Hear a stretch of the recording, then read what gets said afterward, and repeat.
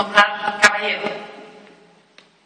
Plågad av sin tanke avslutade han sitt magra och hafsiga krokmål och kallade sedan på värdshusvärden och tog honom av sides till stallet, där han föll på knä för honom och sa: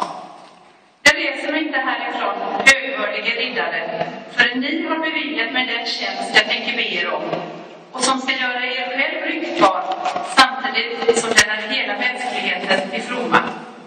När värden såg sin gäst på knä och hörde hans tirader blev han något förvirrad och visste inte riktigt vad han skulle göra eller säga.